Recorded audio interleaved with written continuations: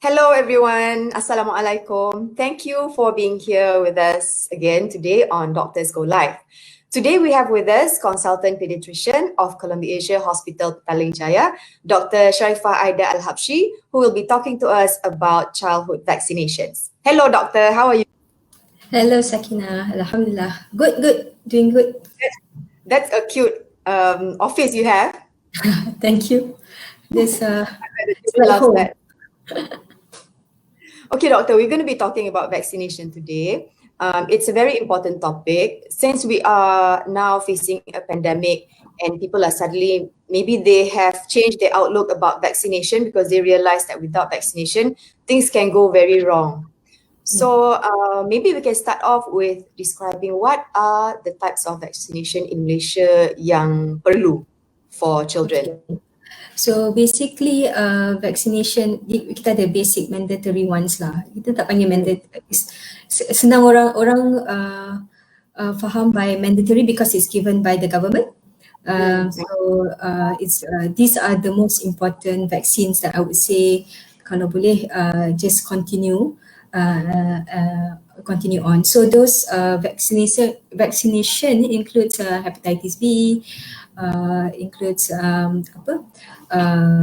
diphtheria, tetanus, pertussis, polio kan. Pasal baru-baru ni kan ada outbreak polio dekat Sabah kan. And then we have MMR for mumps, measles, rubella, as well as those are the main ones actually. So this vaccine helps to prevent against these infections lah kan. And at this point in time, we have not like fully eradicate some of it, and some actually had caused a re-emergence of the diseases within our country pun. So macam last year kan banyak diphtherias, lepas tu pertussis is always on and off, you probably see some batuk, kokol or whooping cough. Polio, as I mentioned just now in Sabah because from Philippines kan. Mumps and measles, we still see mumps beguk, measles yang cacar kan. So just because dalam at this current unprecedented time where everyone is at home, it doesn't mean that this infection also go back to their own place. They're still around.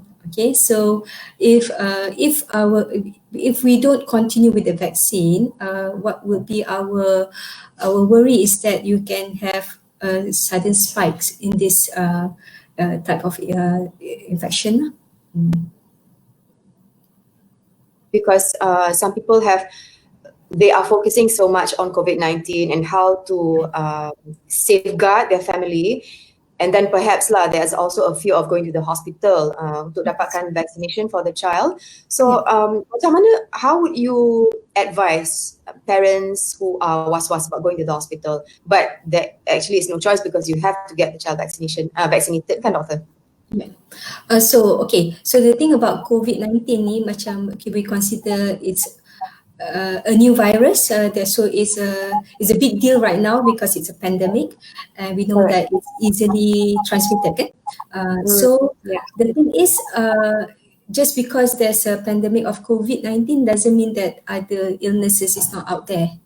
Okay, so we have to realize that macam a lot of the time, even we put aside all this vaccine related infection, people still have other illnesses that requires medical attention, but I think with this fear of the unknown of how can we contain COVID-19, then a lot of the time people prefer to just stay put. It's okay lah, we can just stay put just so that tak kena COVID-19. Tapi I think I would be more scared of a spike of measles, more scared of spikes of diphtheria, pertussis, polio, because we know that this infection can actually have quite a very high rate of fatality juga. If it is not fatality, then it will be like long-term side effect, long-term effect to the child. Kan? So it's either you lumpuh ke apa ke tu semua lah. So yang the most important thing is to understand that yes, COVID-19 is around, But obviously, the healthcare centers, I think as compared to if you go out to the market, pasar, things like that, can hospitals would be probably be more vigilant and be more careful about protecting the patron that comes to the hospital, because we also wanted to protect ourselves and our staff and the patients that's already in the vicinity, and the patron that's coming in and out, because our service is for the people, for the health of the people. So I think in that sense, healthcare workers are always thinking about how can we help you, can giving you the service to ensure your health. So dari segi tu, there are, of course, there's certain changes in terms of the workflow on when you arrive here, how they're going to screen you. They're probably going to ask you extra questions than they normally do, and the areas that you need to sit and wait for the doctors, things like that might change a bit. This is just to ensure that everyone gets the attention that they need, but and also to protect both parties. So then for me, there is actually no issue about there shouldn't be any reason stopping you from continuing and with the vaccination punya schedule. Okay. Boleh tak kalau macam some of the parents tu, they feel that they want to wait until after MCO for them to bring their children, is because I know that there should be vaccinations at some steps kan that has already been scheduled lah, macam at 3 months, 6 months and all that. Kalau katalah something at 3 months but then they decide to do a month later, is that okay? Can you postpone vaccinations? Okay, then it depends on the vaccination itself. Okay, so kalau you tengok vaksin normal lah, kalau kita tengok, let's say the DTP, IPV, HIV, this is the 5 sekawan atau setengah orang panggil 3 sekawan. So you have diphtheria, pertussis, tetanus, polio and Haemophilus influenza, all given in the same injection. So dia ada jadual dia, you give it at 2 months, at 3 months, at 5 months, and then there's a booster at 18 months. So why kita guna contoh ni saja, why the schedule being made as such? It's because when you give the first time round, if you have never been given it, you don't have any memory cell, you don't have any immunity langsung. Okay, so when you are given the first vaccine, there will be a surge of some reaction towards the vaccine, and then your body started to create some memory cell, and then the immunity started to develop. But if you and we know that if that's why you need the subsequent dose, because this initial exposure may not sustain the immunity for long term. So slowly it's gonna diminish, slowly it's gonna wear off. So you need the second dose to boost it up and to strengthen the memory cell. And you need the third dose as such. So different vaccine needs different number of doses or booster, as you may call it. So you will try to and based on the studies that they've done before, this is so that by the time that you get your booster at 18 months, your immunity had reached its peak, and it will cover you and it will protect you longer at a longer period lah. Okay, so kalau you baru buat 2 bulan punya vaksin contohnya, you just did the 2 months vaccine, suddenly lockdown. Okay, the thing is the lockdown, it had been like been looked at every 2 weeks kan. So there were a few that actually decided, you know what, can we wait 2 weeks later, which is okay lah, macam fair enough, because 2 months and 3 months. So usually for that kind of vaccine, you need at least 1 to 2 months apart. So kalau dia nak lewatkan sikit 2 minggu, fair enough. Kalau anyway, if someone is having fever, if the child is having fever, you would actually postpone the vaccine pun. So but kalau once they are well, you would want to give it as soon as possible. So but the thing is, this MCO had been going on, extended every 2 weeks. So by the time it's already 4 weeks, you'll be like, okay, would it be wise to, to postpone it further, because you don't know how long is COVID-19 gonna go on, and and your baby who is baru 2-3 months old, the immunity might start to come down for that particular group of vaccine punya infection tu lah. Okay, Yalah. so I would say there's no reason for you to postpone it unless the child is having a fever or the child is not well. Then that be the doctor punya discrepancy lah to whether to postpone or not. However, if let's say if it is an optional vaccine, okay, an optional vaccine, contohnya influenza vaccine. Influenza vaccine can be given as early as starting from the age of 6 months. So kalau let's say kita tengok sekarang, now is not the influenza season. Okay, kita punya influenza season usually towards the end of the year ke atau early of the year. Okay, so now it's not, and you feel better, you feel safer to stay at home during the MCO. You want to postpone it because the baby probably baru reached 6 months old, not and had never had the influenza vaccine, and you are staying at home. You are not sending the child to the nursery or anything like that to be exposed by other kids. Then you want to wait, I think okay lah. But when it comes to near the season, the influenza season and all that, I would say yeah, it's good to come lah. I see. Okay, so it depends on what it is exactly that you have signed up for lah. But doctor, okay, before we carry on, I would just like to tell the viewers, in case you have any questions, comments and whatnot, you can leave your comments or questions in the comment section below, and Dr. Aida will be glad to answer all your questions on the spot.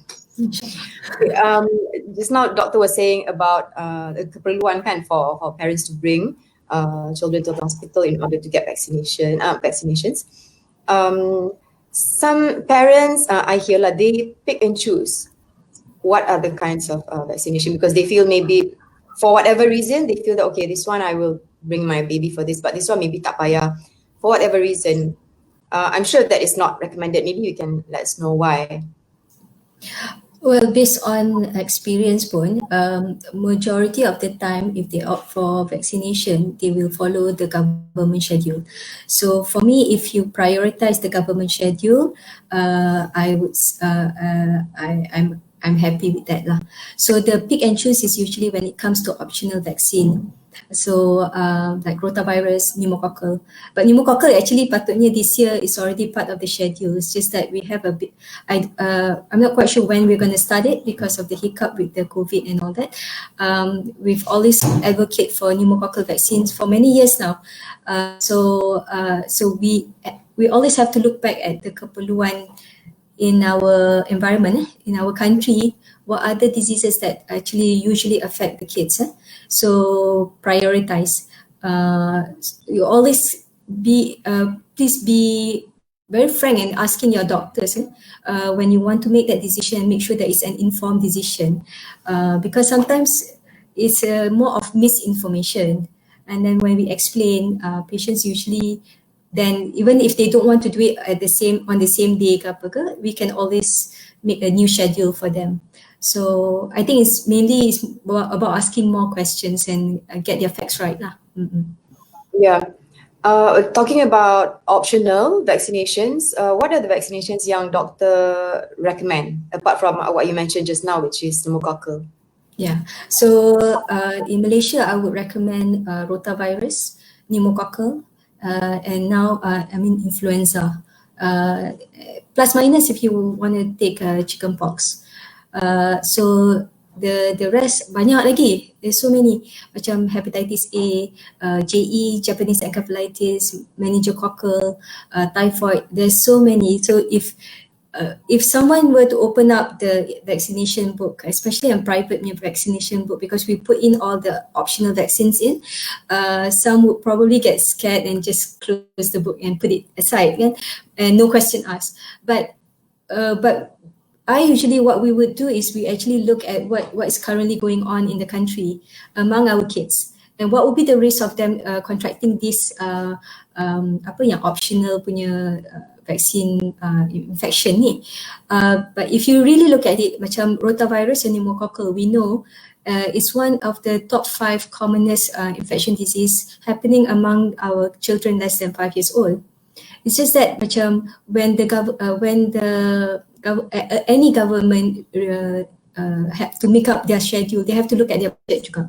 And then they have to really prioritize which one is in dire need, which one that gives a higher mortality ke, fatality rate ke, atau complications or if they contract the disease themselves, kan? So they have to really prioritize, and it's part of like macam policy in terms of budgeting and things like that. So but they didn't stop us in terms of the private sector to offer the other optional vaccine, because they know that if the parents can afford and they understand the importance, they have the right to choose to give these optional vaccines to their children.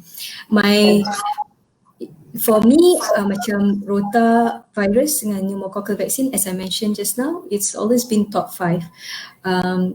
In terms of influenza, every year we have cases of influenza. Our cases pun boleh tahan juga. The prior to Chinese New Year, so many got ill with influenza. Okay, and then for chickenpox, it's actually mainly because it's not really just to, a lot of people during our time when we don't have chickenpox vaccine, okay? When you see one kid having chickenpox, our parents used to put us together so that you contract the chickenpox before you become an adult, kan? Thank God that we're doing okay. But chickenpox in the very young or those who are immunocompromised can be quite severe, because the virus itself can actually affect the brain, it can affect the lung. So it's meant to protect the severe effect of chickenpox, not the normal, yang naik vesicle saja, demam, duduk rumah 10 hari, tak payah makan ayam takut gatal. Itu myth Okay. You mentioned something about there was a term that you mentioned just now. Immunocompromised. What does that mean? Immunocompromised means that you are born with a poor immune system. So this atau maybe you ada penyakit lain yang menyebabkan you punya immunity tak boleh sendirilah, dia tak boleh protect yourself. So there are this group of people that probably are not very suitable on getting the vaccine themselves. So there are certain vaccine that they cannot take because it might cause issues juga to themselves. But if they are exposed to the infection, probably they get the worst deal lah. So that's why we have to maintain a good coverage of vaccination among our kids, because then our community had a good coverage, then we will be able to protect this group of people who cannot get the vaccine. You see, so even those yang very young, macam certain age group, they very young, they don't actually have a good immunity. Those who are who have cancer, who's ongoing chemo and things like that, they cannot, be exposed to all this. So we need to protect them. So sometimes we have to look back, even in COVID. Because issues masa, even in COVID, okay, we don't have a vaccine right now, and we don't have a proper treatment right now. Okay, so what we are doing right now when we talk about isolating and hand washing and all that, we are doing the most basic thing in how to control. And then we have our kids and we have our elderly to stay at home. So we are actually trying to protect them. Okay, so I guess when it comes, if inshallah, hopefully the vaccine comes along, that if majority of us can get vaccinated and protected, then we can break the chain from passing it to the elderly and the kids. Yes. Doctor, what do you have to say about, before that, let's just see whether we have any comments or questions or not. We can just take the comments as it comes. Okay. Other than vaccines, are there better ways to protect my baby against these diseases? I heard that breastfeeding provides immunity against some diseases as well. This question comes from Miss Trista Town. Very good question. Okay. Breastfeeding, it gives some immunoglobulins to the child, okay? But it does not protect 100% from them contracting any any of these diseases. So basically other things, of course, when we go back to basic, is it goes back to the nutrition. So if in the babies less than 6 months old tu basically breastfeeding lah, breast milk. Kalau tak ada breast milk, then you just have to go with the formula milk, kan? So mainly to ensure that they get all well-rounded nutrition. Okay, breastfeeding have the extra point there because you do give some immunoglobulin to the baby to help to protect the baby. Okay, number one. If the older children, when they are already when you are supposed to feed them with food and things like that, you have to ensure well-balanced diet because they need all the vitamins and the minerals, and they need to be and when they eat well, they get a good amount of calorie and vitamins and minerals. It will strengthen the immune system as well. It's not just about vitamin C. A lot of people have been talking about vitamin C, but if you really open up the immunology book, it's not just vitamin C. We cannot be too extreme doing certain things and don't care about other things. Vitamin C is important, calcium is important, vitamin D is important. You know, these are the main, we will talk about nutrition that it can actually enhance and improve your immunity. And having said that, physical activity, they have to be active. Exposure to sun helps to activate your vitamin D, and that will also improve the immunity. So main basic things would be if you can exclusive breastfeeding the first 6 months and continue on for the first 2 years. Start them on the solids at about 6 months old and ensure that they get well-balanced diet. Okay, having all the nutrition.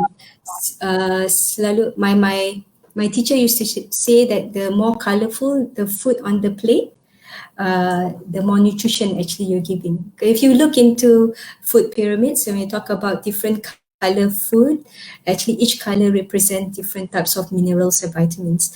So you have to find the balance there. Protein is also important. A lot of people talk about just makan buah and makan veggie, tapi protein tak makan. Whereas protein actually helps with your cell,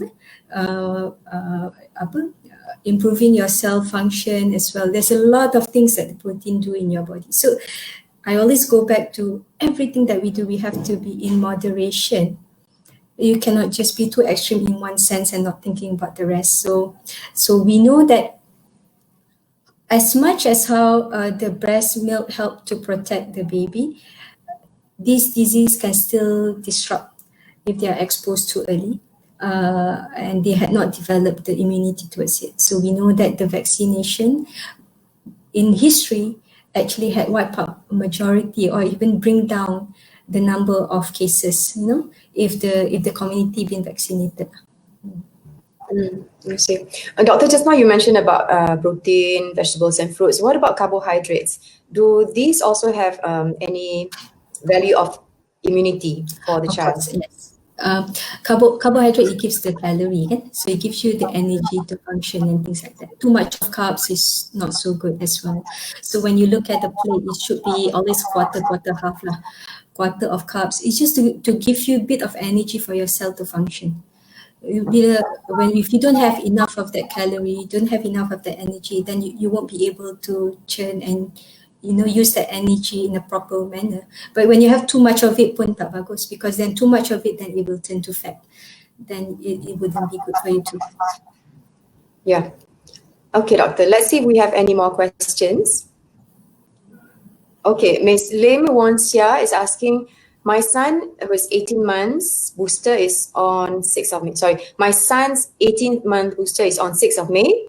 How long can I drag to vaccinate him? Okay, I would say that between 18 months to 2 years old. Right. Between 18 months to 2 years Straightforward. old. Don't delay longer than that. But the moment this MCO is over and you feel safe, bring him over, okay? Okay, Ms. Jaylin Chen is asking, can BCG vaccine be used to protect against COVID-19? Not that I've heard of. I don't think there's any vaccine right now that can protect us against any vaccine. Okay, Let's take the next question. Lin Wonsia is asking, when is the time to take chickenpox vaccine? Chickenpox vaccine can be taken from 12 months onwards, and after 12 months old. You will see that majority of the old vaccination group, they only put as one dose. But recent studies have shown that if you do give a second, which is a booster dose, it would actually increase the protection from 94% to 98%. And even at the age of 18 years old, the protection can be hovering around 98%. So you want to do something, you do it full lah kan. Then you get the most benefit from it. Of course. Doctor, I just want to ask you, when your child is vaccinated, is the protection like 100%, or has there been cases that even though the child is vaccinated, but he still contracts the disease that he was vaccinated for? Is that a reality? Has that ever happened? There's never a claim that vaccination protects you 100%. A good vaccination would probably, what you would want is to have a protection above 95%. That would be the best lah kan. Of course, there'll be that small group of people that may contract some of the disease. Example that I mentioned just now is chickenpox. Does not mean that we give you a chickenpox vaccine that you won't get the chickenpox itself. As compared to if you contract the chickenpox naturally, you probably get a better protection. It's just that you don't know whether you're going to get the severe type or not.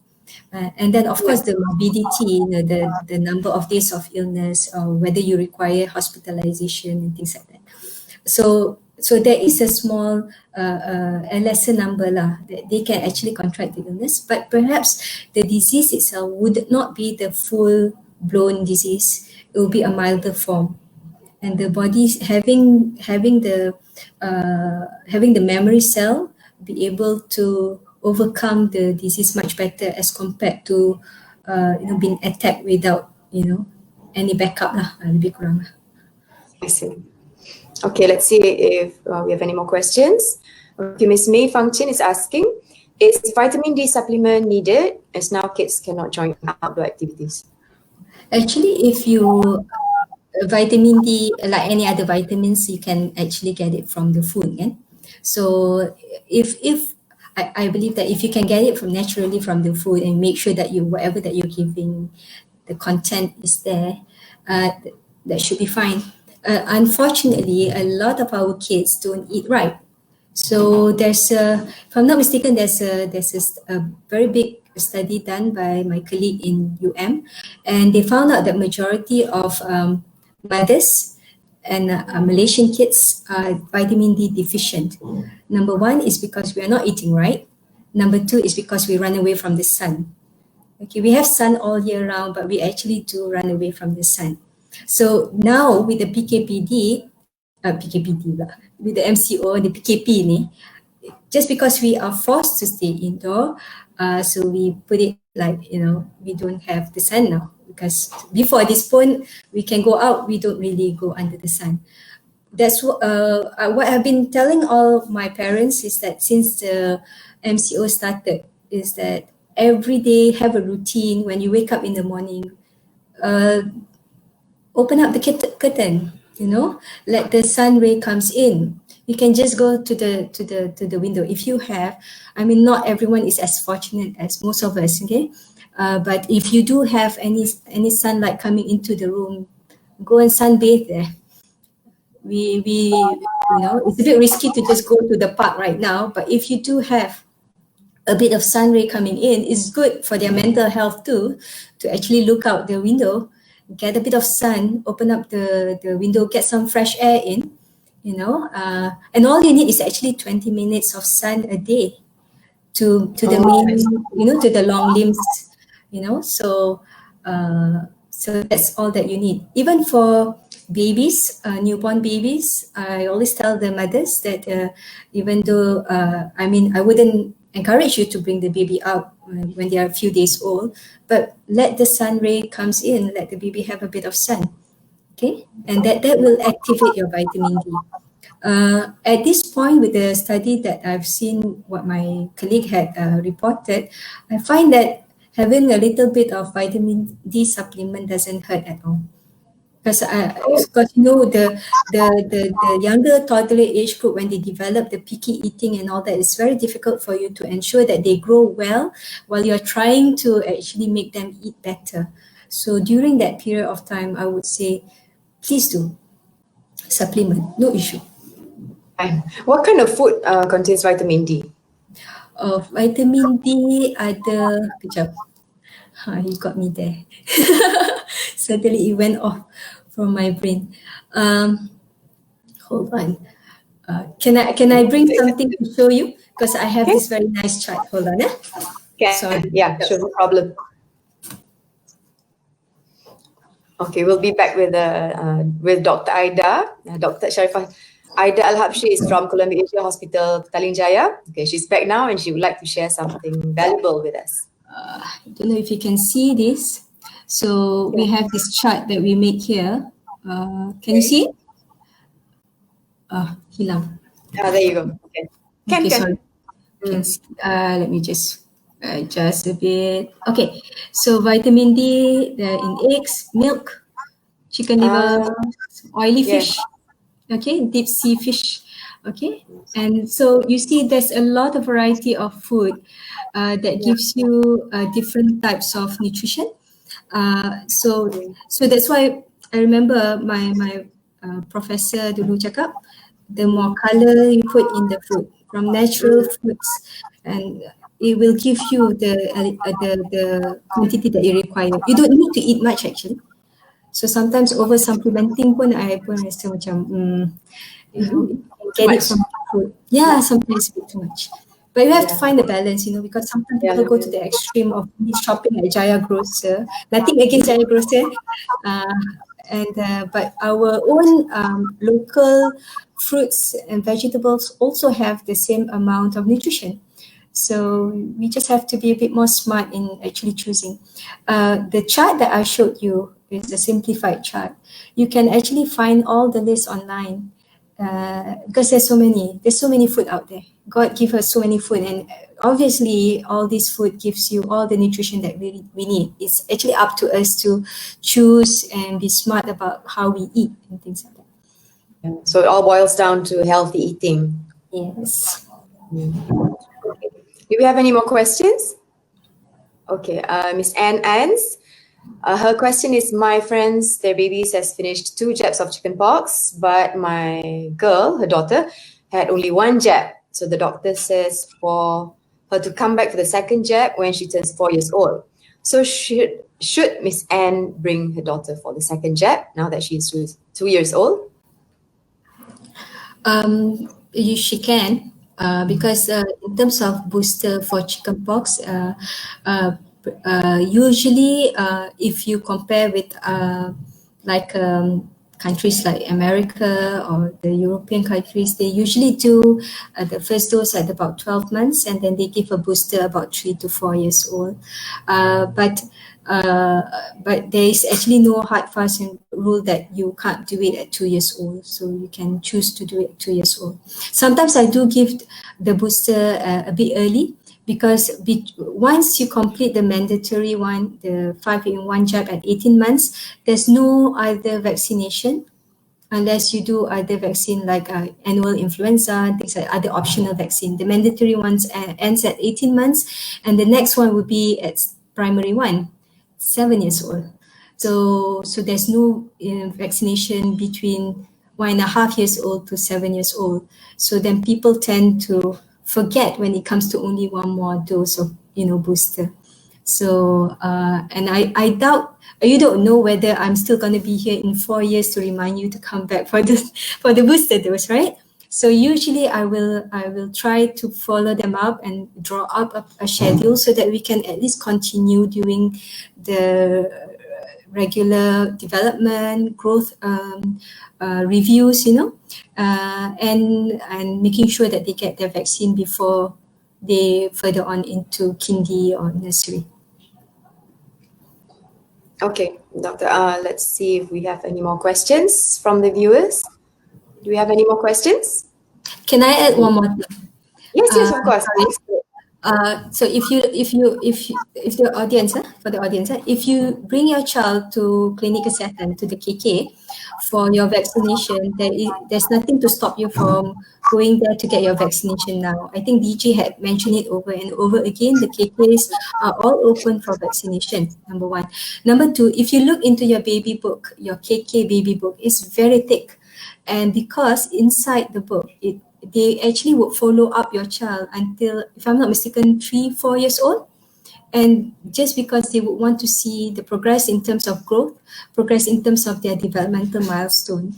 So for me, I mean, you get a better deal there. You have someone, a health center that is able to review your child and to highlight issues of development, issues on growth, on their nutrition at their early age.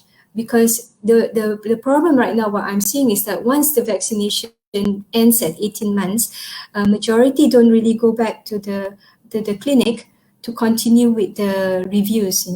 So then when they are starting their school, or when they are in kindergarten at 5-6 years old, that's when the things have been highlighted to them about the child's development, about behavior issues and things like that. And by that time, you'll be cramping out everything, try to make sure that the child is ready for standard 1.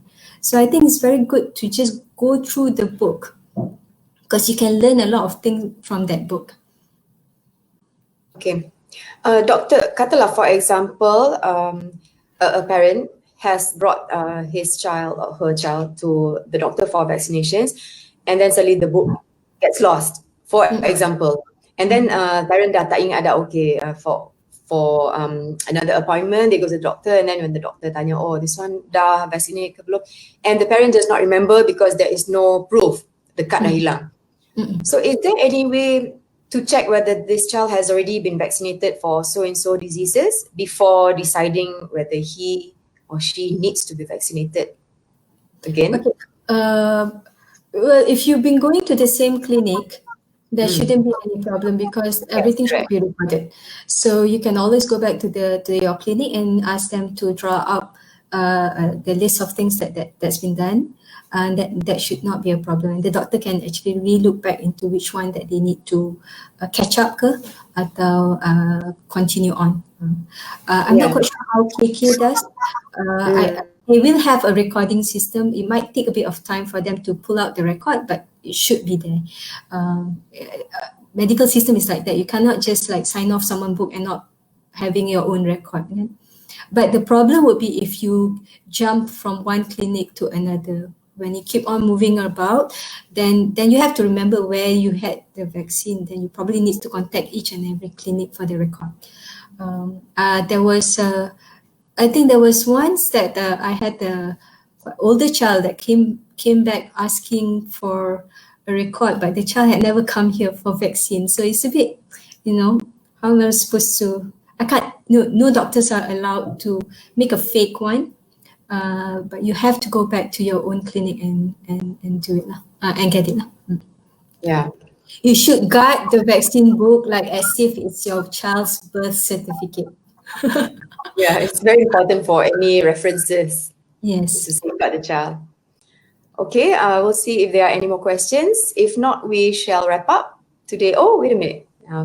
Mr. Waycat is asking, my 2-year-old boy is very picky about food. He only likes soup, rice and eggs. Any supplements that you can recommend, or is there any other way to have complete nutrients? Okay. 2 years old, they call them what? The terrible twos, the one with tantrums. When they started having picky eating, you just have to have, number one, you have to have develop a very high patience. Because 2 years old, they can't think beyond. All they know is that if I just say no, it means no, but they don't understand why. Even you try to explain to them that, okay, the reason why you need to eat this because it's going to be good for you and all that, they don't understand that. So they're a tricky little group of people. But it's something that you know that you can overcome. A lot of people went through it and they able to overcome. Okay, if we take a few steps backwards, for those who are listening, before the age of 2, when you first started the child on the solids, you start them right, meaning that just because you don't like vegetables, don't take it off from their plate. Okay, so and you start them right by giving them the wholesome nutrition and having all the different types of food in their plate. Get them used to the taste and all that. But there are some who started off fine. They started off eating everything, but when they turned 2, they started to be very picky, and with no apparent reason behind it. So you have to discipline them in a sense that you just have to make sure that one of those ingredients need to be in the plate. It's not been taken off.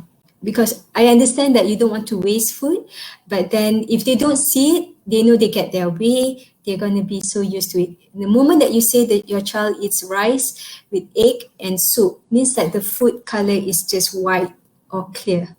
A bit of yellow if they take yolk, if not they take white egg. So while you are trying to improve adding on new things, ingredients into the food, what you can, in terms of supplement, you can always do with multivitamins that have all the basic vitamins that they require, basic vitamins and minerals that they require. They have it in the pharmacy, is easily available. And then you ensure that at least they have their milk to continue as a supplement, not to take over the meal. You still have to fix the breakfast, lunch, dinner, and have a bit of snacks in between them. Okay, so it's like a different, it's one lecture lah. Because we're supposed to be talking about vaccination today, but it's good to have a sit down, write down the list of things that your child likes to eat, and then make sure that each time that you feed him, that he have that one particular ingredient that he would like, and then you add the other things at the side. So at least that if you can offer him the other food, but if he doesn't like it, then at least you have the food that he likes there.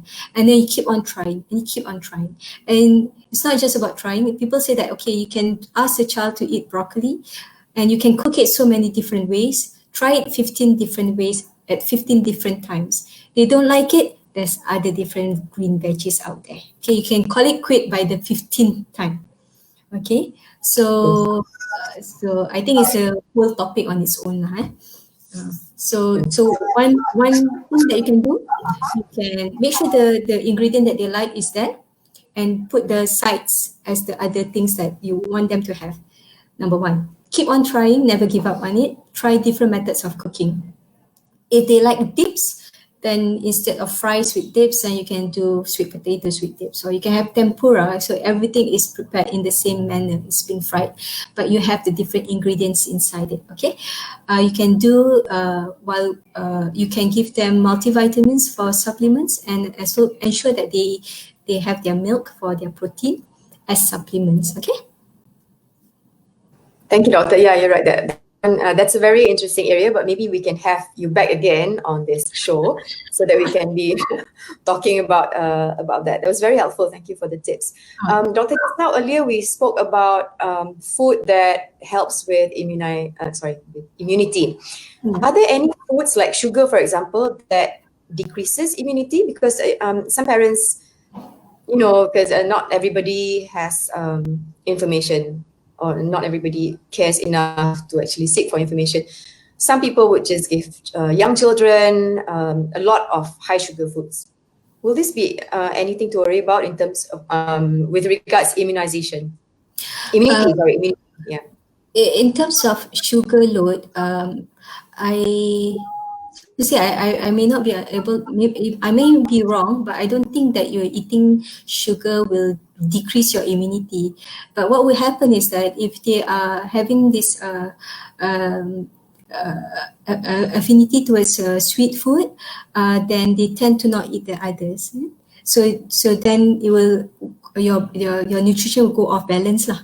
And then when they have too high of a sweet sugar load food, okay, then they will start to put on unhealthy weight, and then that will put them in a position where they are where they can become diabetic, where they can have so when you are diabetic, then you have all sorts of metabolic problems, and your immunity might be an issue at that time. So you would want to prevent. Yeah. Okay. Okay, doctor, I think that's all the time that we have today. I'm not sure whether we have any questions, but if there are, then I'm sure doctor can still answer those questions. It's just that we can take it off screen. Yeah. Thank you very much, Dr. Sharifah Aida AlHabshi from Columbia Asia Hospital, Petaling Jaya. She's our consultant pediatrician who has explained so many things to us today about immunization and also about nutrition. Terjebak into nutrition, but that was very enlightening. I mean, inshallah, we'll have another session and we can talk more about that. Thank you so much for joining us. Okay, bye. Thank you. Bye.